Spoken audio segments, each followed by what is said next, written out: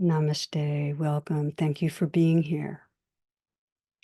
So I'll begin with a brief little vignette. This is high-performing corporate executive, and he does well in most parts of his life. He has one challenge, one embarrassing difficulty, which is once a month at the meeting with the president of the company, he wets his pants. And so naturally he feels quite ashamed about that. And the kindly president encourages him to seek therapy. And what he does instead is he takes some mindfulness classes. And the following month, he's there at the meeting, and the same thing happens. And the president said, well, didn't you go to, get some therapy? And he goes, oh, I started doing mindfulness practice, and it's still happening, but I'm feeling fine about it now. I'm not embarrassed any longer. Okay, so a little bit of a silly story, but it's actually an entree to this week's talk.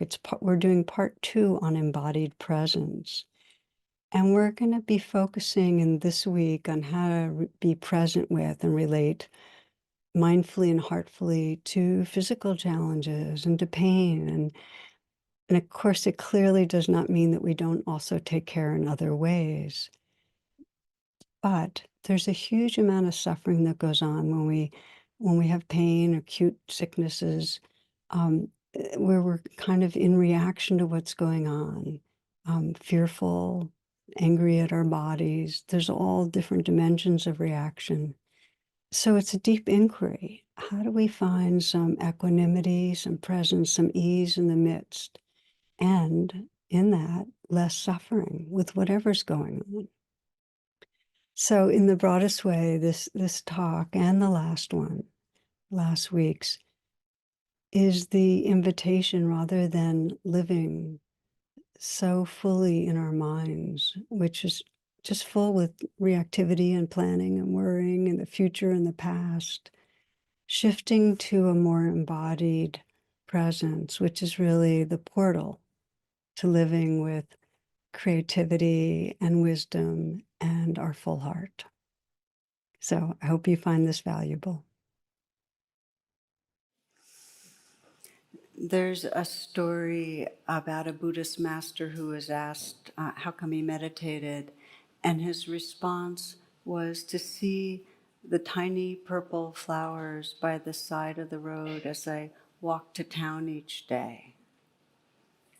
And that to me is as beautiful a reason as any. Our last talk, or the last live talk, was on embodied presence, how this waking up to the life of our body, coming home to the aliveness of our senses, really is the gateway to everything we long for. If we can really wake up in our bodies, we can wake up to our heart loving, and we can wake up to our full wisdom. And so what I'd like to do is continue that. This will be part 2. And what we'll do is we'll look at both the challenges of waking up in our bodies and also the gifts. And as we explored a couple of weeks ago, one Buddhist master put it really well. When he was asked to describe the world, his response was, lost in thought. And there we go. When we look back on today, it's pretty easy to sense how much we were in that trance, that kind of virtual reality of thoughts. And often it's easy to see in retrospect how little we were actually awake in our bodies and our senses. And we know that's the way it goes, that we spend a lot of time not only in thoughts, but in thoughts that get us tight, like worry thoughts and like judging thoughts and like planning when we don't need to keep planning, or rehearsing when we don't need to rehearse type thoughts. So we see that we spend time in those kind of virtual realms, and we're not so often aware of the life that's here. And this is true even when we get sometimes into our contemplations of the spiritual mysteries. We're one step removed from full here-ness. One of my favorite of the Zen stories is of a young monk who asked the abbot of the monastery, well, what happens after we die? And the abbot said, I don't know. And the monk was kind of alarmed. He said, but I thought you were a Zen master. And his response was, I am, but not a dead one. And so it's a really interesting inquiry about the role of thoughts, because we need them to survive and to flourish. And they do serve us on the spiritual path. And we're addicted to our thoughts. We get lost in thoughts that don't serve us, as we well know. And in the deepest way, if we don't know how to step out of this ongoing conceptualizing, we can't really contact directly the reality that's here. We can't know truth directly. When we can't get out of thoughts, we can't feel the fullness of love when we're really wide open, because thoughts create a matrix where there's a self and an other and a sense of separation.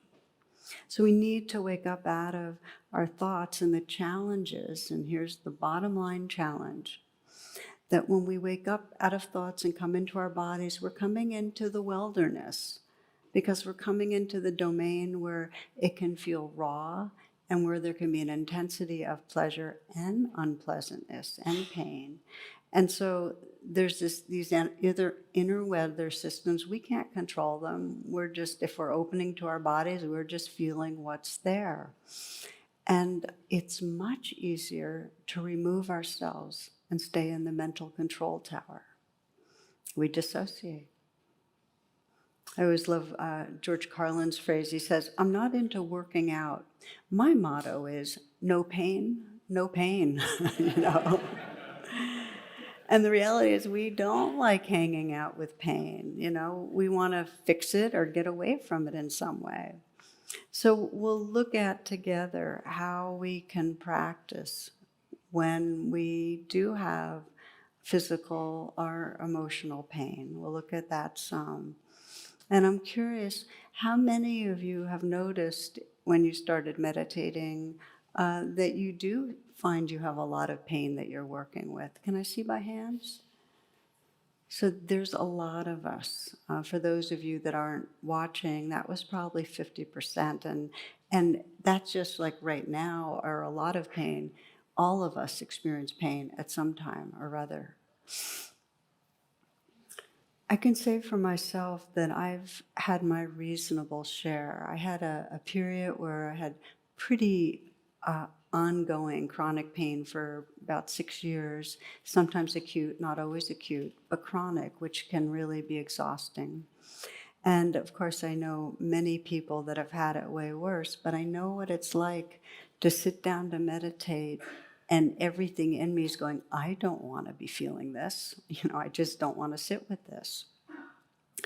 So if meditation means waking up to the yuckiness that we're feeling in a body, obviously we're not going to be that drawn to it. So let's look at this. But I want to first emphasize that even when we're not experiencing chronic or acute pain, our default, and this is built into our brains, our default setting, when there's any kind of stress at all, and that's a lot of the time, is to leave our bodies.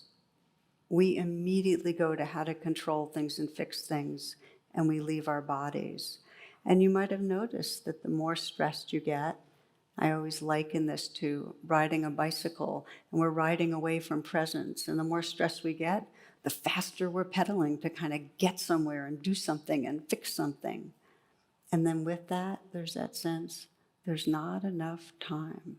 You notice that one? How often we feel there's not enough time? So we leave, and we leave even when there's just ordinary unease.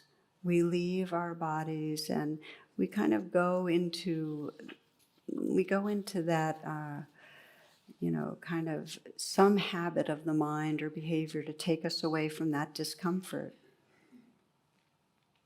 Some years ago, I read a story that was told by a doctor who was a OBGYN, and he described when he was very new in his practice, how he was gotten really nervous and self-conscious when he was doing pelvic exams for women. It really made him uncomfortable. So he developed this kind of unconscious habit of whistling when he was doing the exams.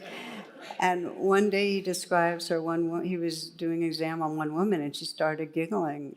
And then she started laughing and he said, "Oh, what's wrong? Am I tickling you?" And she said, "Oh, no, doctor, but what you're whistling is, I wish I were an Oscar Mayer wiener."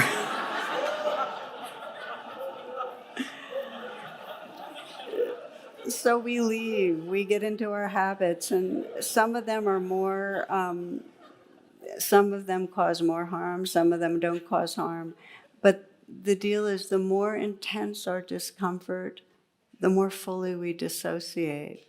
And when I say that, as a society, we're dissociative. The more that we are struggling with war or with natural disasters, with societal oppression like racism, that creates a feeling of unsafe to be in this body. I remember Ta-Nehisi Coates puts it so powerfully, how being African American in this country means it is unsafe to be in your body. So rather than stay with that, and it's the same thing with our personal life. So many have experienced abuse or really deep wounding, and very early on, this is our survival mechanism. We leave the site where it feels most uncontrollable and painful. So let's look at what happens when we leave. What happens when we dissociate? And I look at it like we all are somewhat dissociated, and we all know we get lost in virtual reality and forget to be here. But what happens? What happens when we leave the aliveness that's here, and when there's unprocessed fear, when there's vulnerability that we haven't attended to? Well, one thing is fatigue, because it takes energy to maintain dissociation. Does that make sense? That if we have to leave, it takes energy to keep on leaving. The other thing is, when we're dissociated, we're still chronically anxious. Because even though we're dissociated, the parts of us that are vulnerable, we still know they're there on some level. And it's, as they say, that the issues are in our tissues. So there's unprocessed life here. So we're still anxious. There's a kind of chronic anxiety, and it keeps us going, and it keeps us spinning up here, but there's anxiety. Okay, so fatigue and anxiety when we're dissociated. And then there's judgment and shame for the ways we end up leaving. I gave you a silly example with the OBGYN, but what are the ways that we leave? For so many of us, we obsess, and we know we obsess. Or for so many others of us, there's an overlap, we use substance to numb us, to make us feel better, to take us away from that unpleasantness. So we run away with that, we overconsume. So then we judge ourselves for it. Okay, so fatigue, anxiety, judgment. And then, in a very deep way, when we leave, we cut off from our heart, so our caring gets a little more abstract. We're not as much feeling it as tenderness. And I know many people, when I've worked with them, have confessed that they don't feel like they're really caring people. Like they can have bursts of it, but to really feel open-hearted, that's not what they feel, because there's kind of a cutoff. Two men are playing golf, and one's about to take a swing. When a funeral procession appears on the road next to the course, he puts down mid-swing, stops everything, puts everything down, takes off his cap, closes his eyes, and bows his head in contemplation. His companion comments, "Wow, that's the most touching thing I've seen. You are a very feeling man." The man recovers himself, says, "Yeah, well, we were married for 35 years."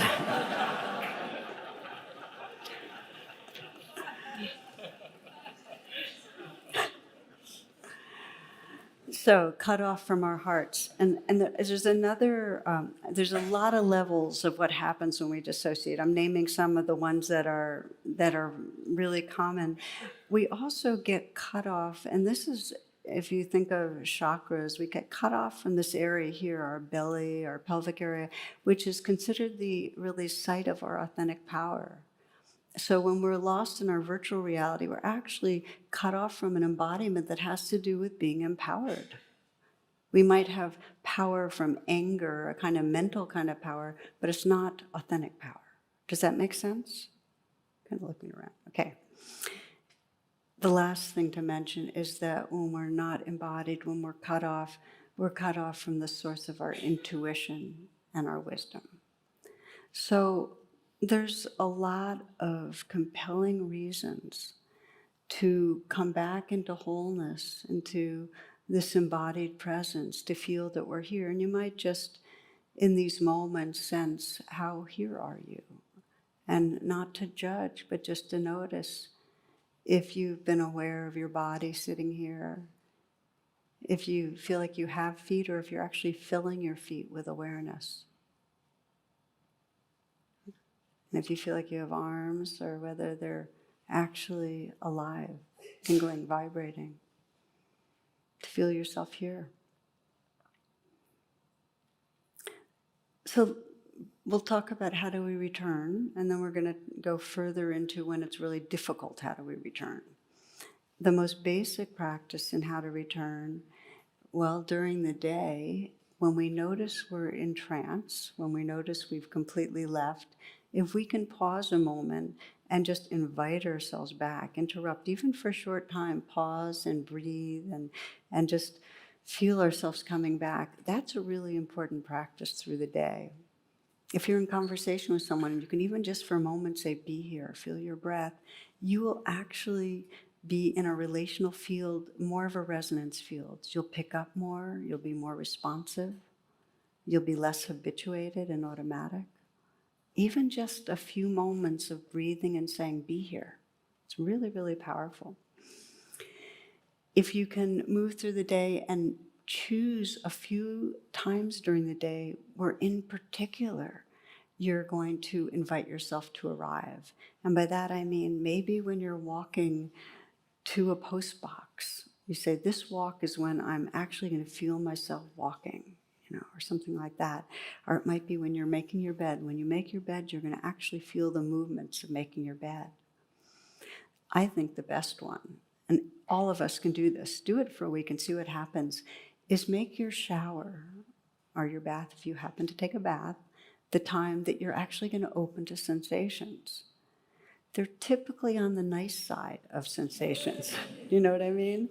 And actually feel it. Feel the washing over of water and the heat and the temperature and the texture and slipperiness of soap or whatever you use to lather, and feel the touch of your own hands on your own body and be there for it.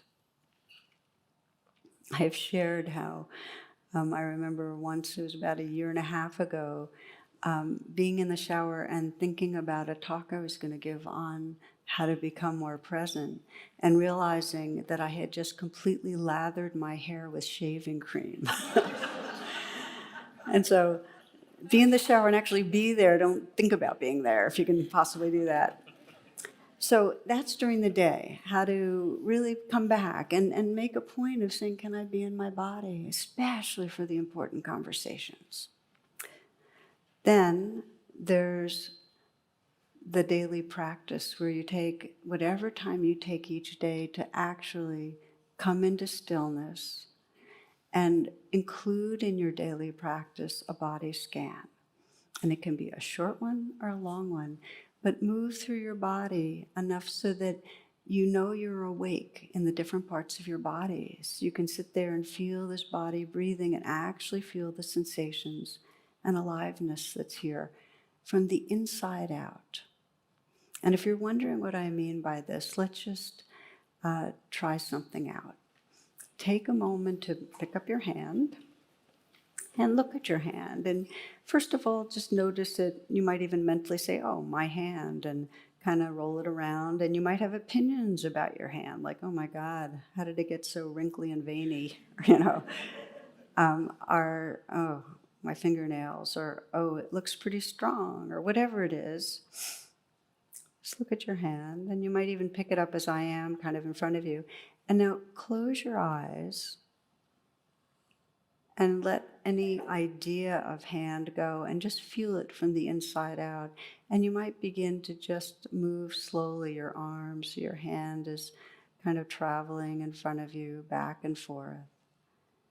Slowly, so it's as if you're moving through water, just moving through space, and feel the sensations in your hand.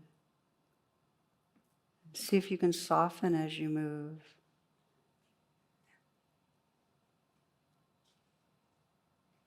And then coming in stillness right in front of you, soften even more. And how much do you notice the tingling and the vibrating, the pulsing, perhaps a sense of warmth? Do you feel where there's any boundary, where hand stops and something else is there? Feel the aliveness from the inside out. And notice the difference between any idea of hand and this living, vibrating, ever-changing flow of sensation. It's different.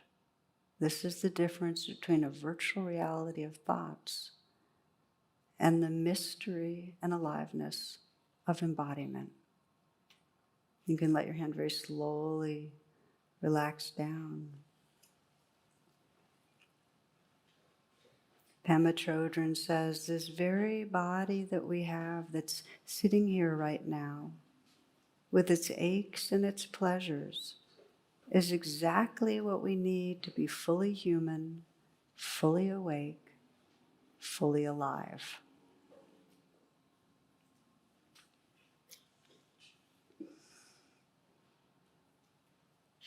So what about when this very body that we have is feeling a lot of unpleasant sensations or emotions? How do we relate to that? There's a basic principle, and it's kind of a faux equation that I'll name. And it goes like this, that pain times resistance equals suffering. Okay? Pain times resistance equals suffering. And the understanding is that pain is inevitable, but suffering is optional. And it happens when we tense against the pain. Pain comes and it goes, but we tense against it and we lock into a kind of higher level tension, which is really suffering. So if you observe what happens when you get a strong wave of pain, often immediately there's a sense of, I don't like this is bad, something's terribly wrong, how can I get rid of it? And that's kind of what we do. We don't just feel it as sensations, when we're just feeling what was there and just directly contacting reality. We immediately add on stuff. It's a whole virtual reality we wrap around it. I think Dave Barry put it really well. He said, if you ever experience a medical symptom, such as itching, you can go to the internet and with just a few clicks discover the reassuring truth. There might be a worm in your brain. Really, Medline Plus, that's the National Medical Library and the NIH, say itching can be a symptom of a condition called visceral larva migraines, literally a worm in your brain. Another symptom of brain worm is, this is a direct quote, by the way, from Medline Plus, another symptom of brain worm is irritability. So we have, to different degrees, our versions of proliferating what's there. And what starts out as unpleasantness, for many of us, very quickly becomes something really wrong. But often the reaction, the emotional pain that we have to physical pain is way more difficult than the physical pain. And I've experienced that myself. When I was at my sickest, and I kind of had a spiral down for many years, I didn't know what was going on, and the not knowing, and not knowing if it would ever end, and then beginning to think it would never end because it went on for years. Um, the mindset that developed around that was way more painful than the actual physical experience. And I think you understand because so many of us go through it. So, how to relate pain times resistance, all the judgments and ideas and thoughts and so on, equals suffering. If it's just unpleasantness, most often, I mean, sometimes it's beyond the level of tolerance, but often it can come and go and it's actually tolerable. Let me tell you, give you an example of how one person worked with it in this way, where just putting down the resistance. It was a runner who was a meditator who it was powerful to work with him because I was working with him just at the time when I had to give up running because of my connective tissue difficulties. And he had a torn ACL ligament. So we were meeting, and I think we had met at a retreat and then talked once after the retreat, and the pain set off all this fear and anger and then depression because he was a lifelong runner, and he had to have the surgery, and then it was a really slow recovery. And so he was depressed. It was months, and he realized that any time he'd feel pain in his knees, it would become a real anger at his body. Like he felt betrayed by his body, which many of us can feel. So we began to work with that. And the way we worked was a combination. One piece was he started practicing just doing a simple body scan and just letting, instead of calling it pain, just letting it be unpleasant sensations. And he'd feel the different parts of his body where there were not unpleasant sensations. He'd feel his shoulders and his hands, and then the places where they were.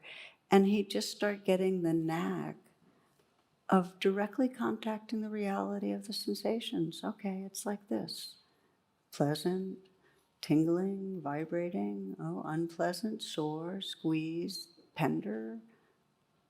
You understand? He just got the knack of being with sensations. And when it was painful, he realized it wasn't excruciating. He could tolerate it. And he started feeling like he could find the soft space around where the unpleasantness was. So he was resting with it with a bigger space. And when he went off in reaction, and he started spinning, because it's not like we can learn right away to just put that down. And basically the spin was, what's going to happen in the future? Will I ever be able to run again? And so on. He would, say, thank you very much, but we don't know. And he'd bring himself back to the body scan. Well, he just became more kind and present with his body.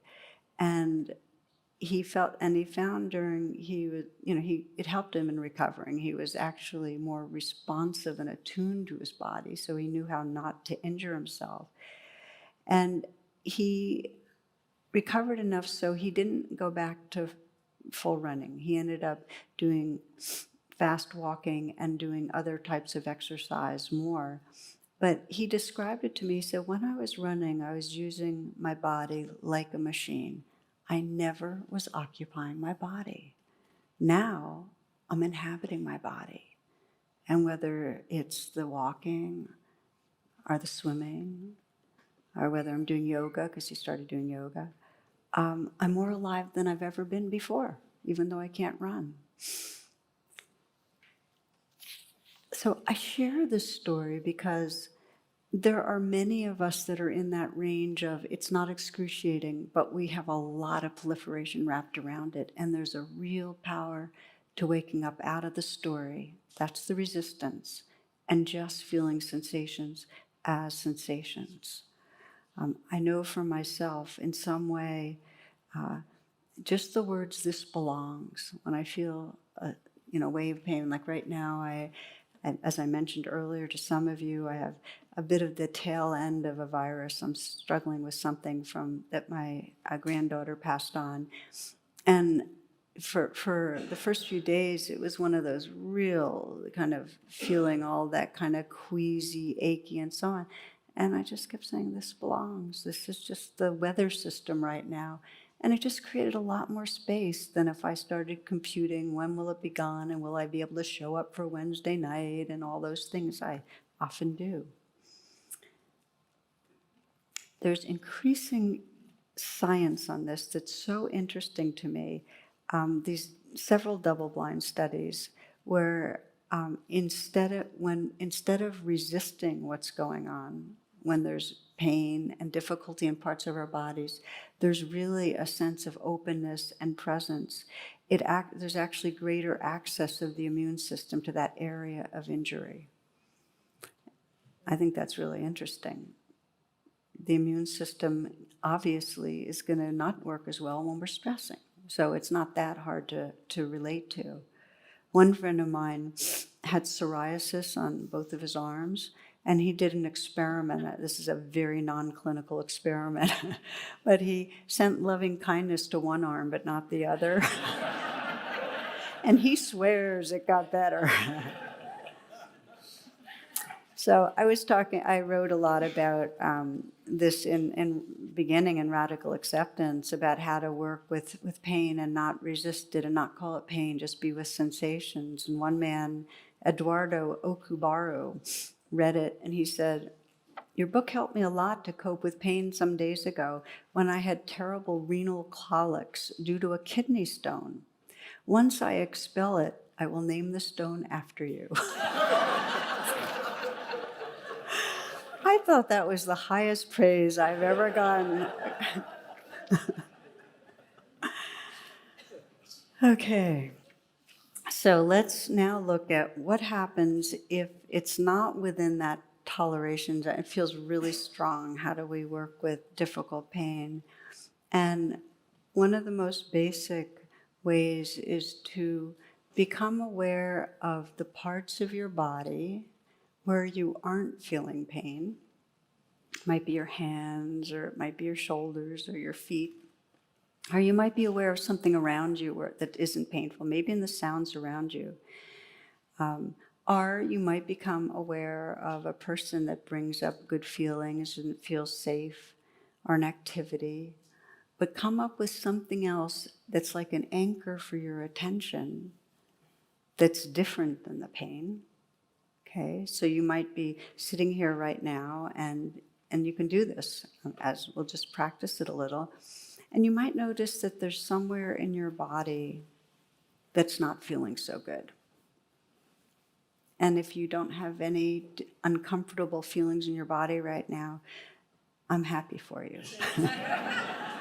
And you can do this another time. But if you do, just feel where that is, and we'll call that zone 1. That's your unpleasant area, okay? Notice what it's like. But now find zone 2.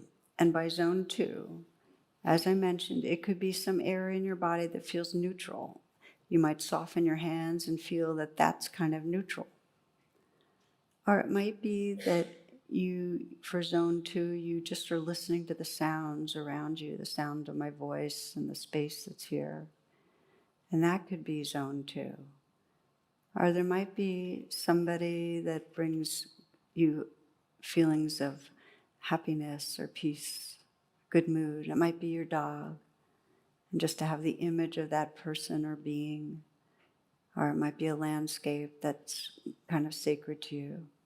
So it could be an image. But pick your zone 2, which is pleasant. And let yourself stay with that. And just let yourself get kind of familiarized with zone 2, where the sensations are okay and the mood is pleasant.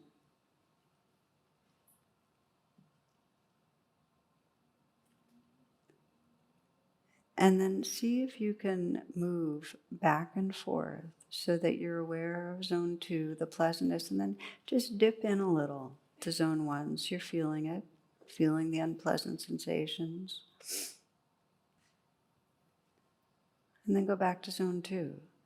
So you're remembering a larger space where there's something more neutral or pleasant or okay. And then feeling zone 1 again, just feeling the uncomfortableness. And maybe you stay a little longer and start noticing that unpleasantness isn't a solid block.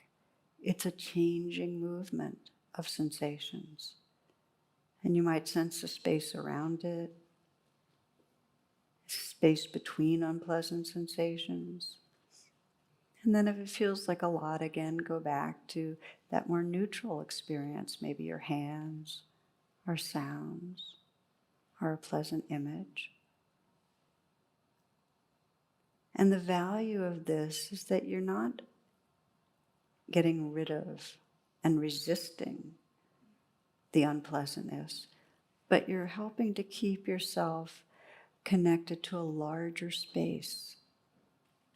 So you're not stuck in it and tensing against it, back and forth. And if it starts feeling more navigable and you feel like you can stay a little bit longer, then with relaxed, gentle attention, allow yourself to feel from the inside out the area that's unpleasant, and see if you can notice the space between unpleasant sensations. And see if you can notice right outside them, just the space that's outside them. And notice that there's more presence and balance than when you're resisting or judging. You're here, but they don't take over.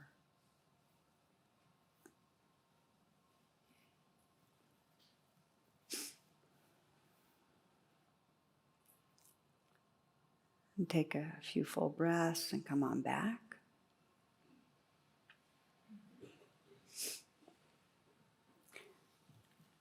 Now, there are times when they are super unpleasant and they totally take over, and there's just no mobility of the mind to create a larger space. And it's not wise or helpful to, it's kind of a masochistic thing to try to rivet your attention there and keep coming back there. It's exhausting, and I've had many times of that. Then those are not the times to try to be with difficult, unpleasant sensations. Instead, what you want to do is take a break and find any way that you can bring the attention to something different that is wholesome to you.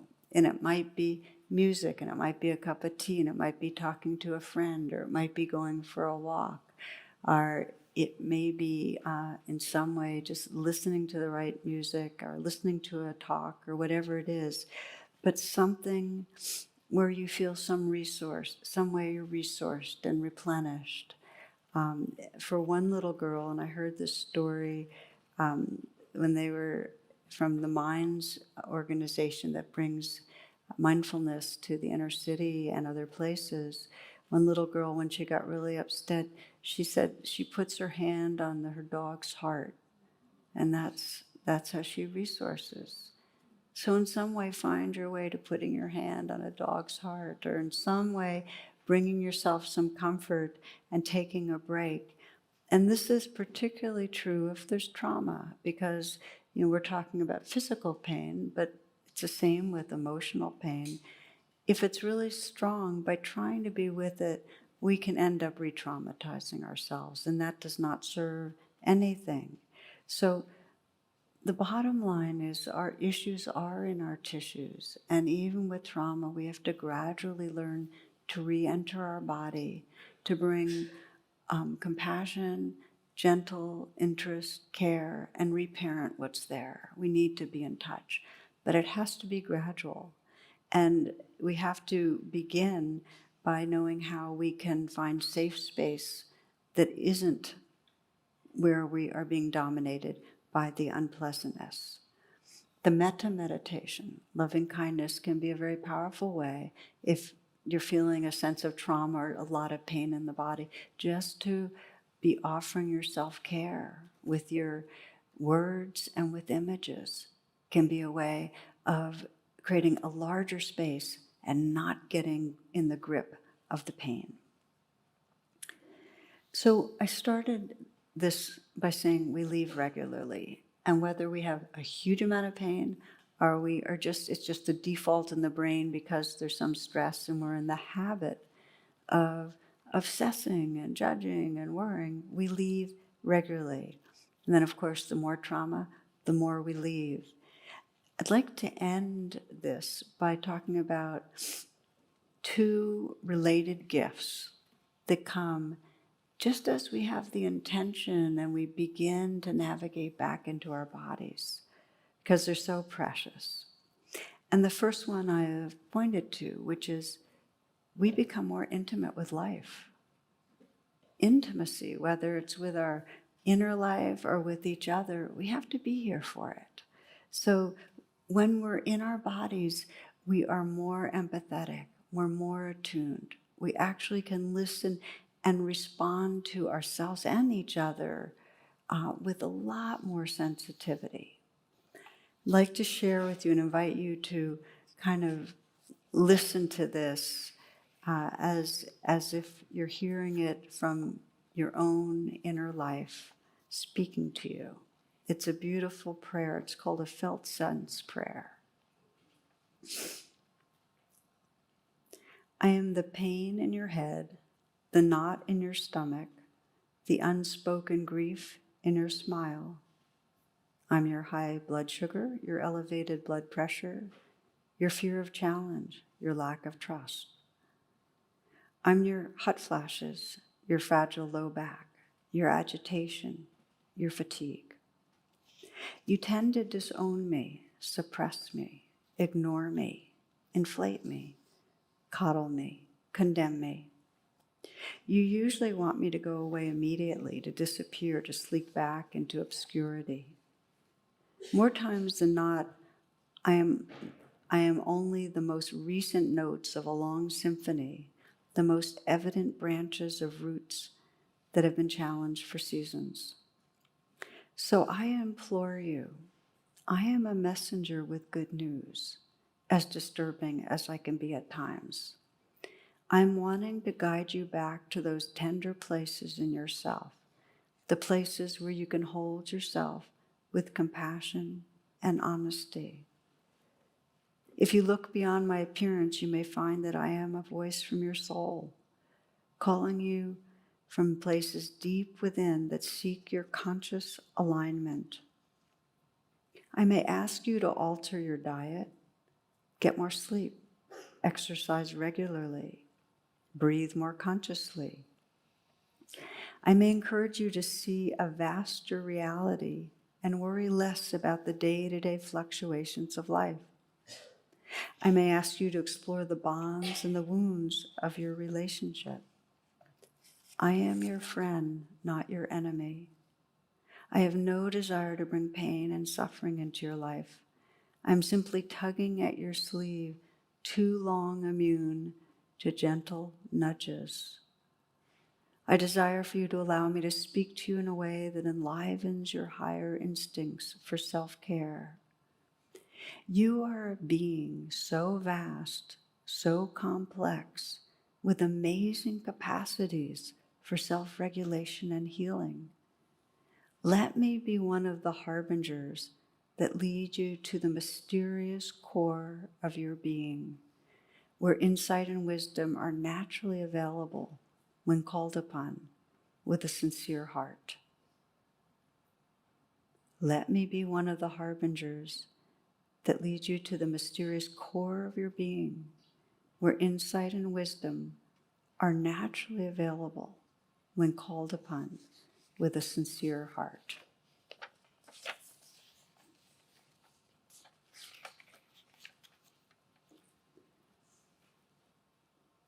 So the first gift is that sensitivity, that listening, that being guided by the life of our body right back to the mystery, the truth, the essence of who we are. And the second gift, and I said they're interrelated, when we leave, who we are shrinks.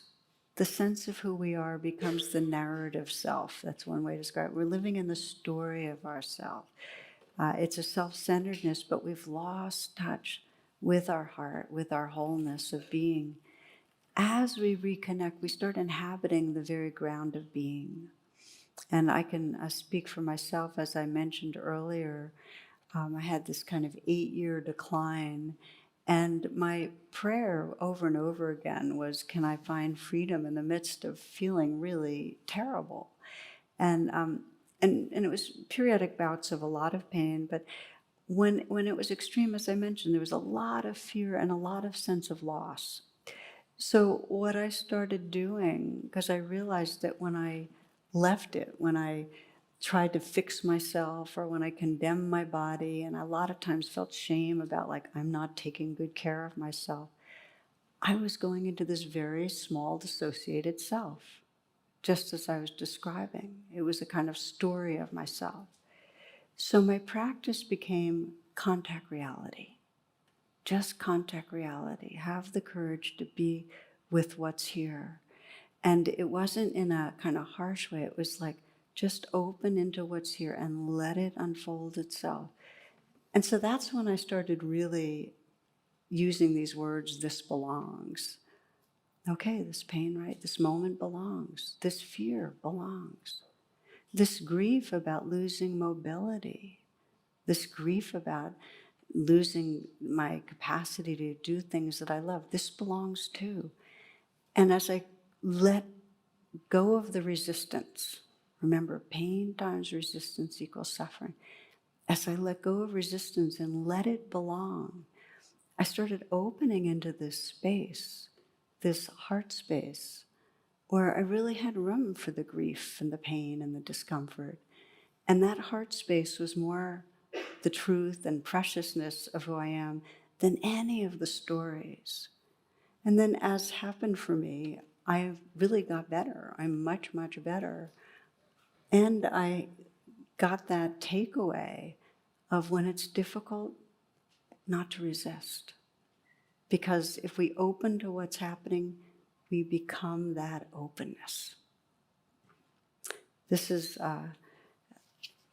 Lindbergh writes, go with the pain, let it take you. Open your palms and your body to the pain. It comes in waves like a tide, and you must be open as a vessel lying on the beach, letting it fill you up and then retreating, leaving you empty and clear. With a deep breath, it has to be as deep as the pain. One reaches a kind of inner freedom from pain, as though the pain were not yours, but your body's. The spirit lays the body on the altar. The spirit lays the body on the altar. Annie Morrow Lindbergh. So these are the gifts. These are the gifts, that sensitivity and intimacy with others as we wake up in our bodies, and really coming home to that wholeness of being that is our true nature. Then we get to move through the world and enjoy those tiny purple flowers by the side of the road, really enjoy our moments. We get to be with our child and feel the hug that really connects us, or we get to be with a friend who's in sorrow and actually stay and open our hearts to that.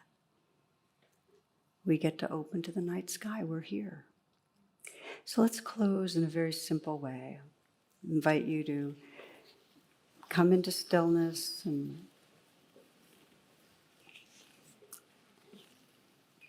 take a moment to, as you close your eyes, sense as you attend to your body, what wants to let go right now?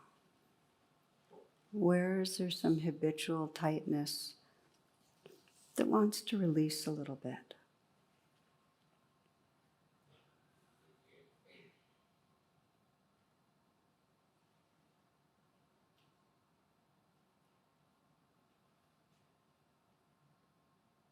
You might let yourself feel the movement of the breath. And as you relax a bit, feel this whole body breathing.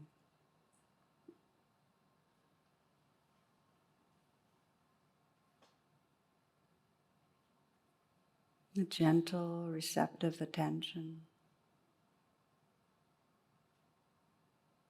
Feeling the aliveness from the inside out. Softening your hands and feeling the hands tingling and vibrating. Feeling the feet from the inside out.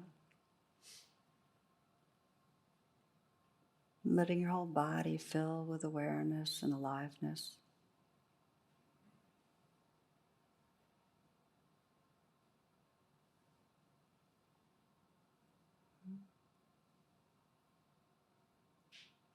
And feeling the aliveness in the area of the heart.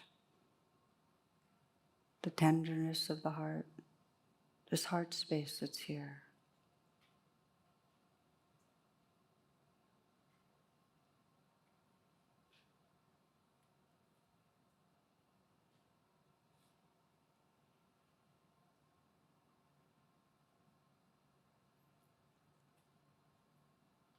May we be blessed to live from embodied presence, to realize the love and creativity and freedom that are our essence.